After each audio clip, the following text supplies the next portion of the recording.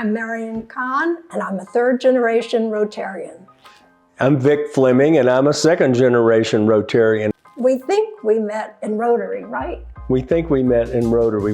What we know for sure is that in January of 1991, you were the program chair for Club 99. And I had arranged for Harry Thomason to come and speak. And Harry and Linda had just gotten the largest TV deal, a 5-series deal, and everybody was really excited to hear Harry. About 8:30 on Wednesday night, I get this call from Marion Kahn, and she says, Vic, I've got a problem.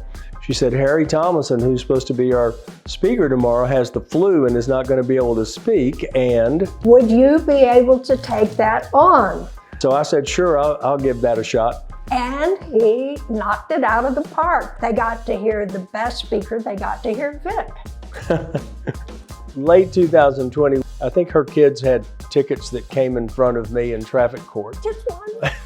And it was the first time that we had been communicating with each other when we were both single. You were coming to Arkansas.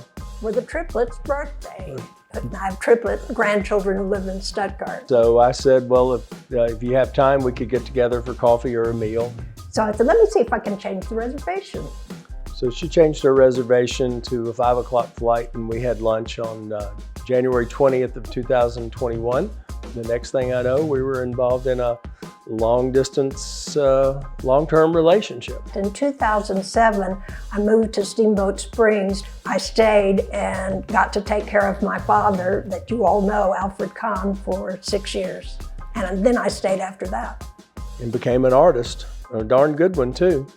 I think in painting, you have to be willing to make mistakes. And in my previous professional life, you couldn't make a mistake. But you get to learn so much from painting. I think that's part of the joy of life, is new discoveries.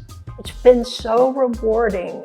I've had some nice recognition. A painting of mine hung in the Colorado State Capitol for several months and sold while it was there.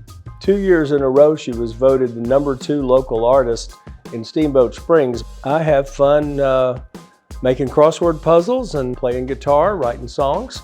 We got into the habit of solving a crossword puzzle that runs in the Steamboat Springs daily newspaper called the Steamboat Pilot. We got in the habit of solving the crossword puzzle together, so I had this plan. I called the editor of that paper and prevailed upon her to run a crossword puzzle that I had written in which I proposed marriage to this lady right here. So when that puzzle came out on July the 20th of 2021, I said, let's work the crossword puzzle, but she got all of the answers correct as I read the clues and wrote down the answers, and I handed it to her and said, do you see a hidden message? And the hidden message was, pop the question, Marion, will you marry me? And she said yes. It was such a special day. My mother got me started solving crossword puzzles when I was in junior high school. I continued to work them up until I decided I wanted to start writing them. And I tried to write a few and learned how to write them in the late 70s. Came back to it in 2004 and started having my puzzles accepted. My first New York Times puzzle was published in 2005. How many have you had in the New York Times? 47, I think. And how many in other places? Oh, it's well over 1,500 at this point.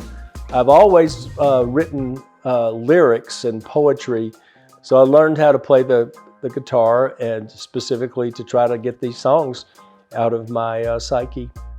Your love to me is a mystery, and the clues are all around. If you don't come across, I'm gonna be down.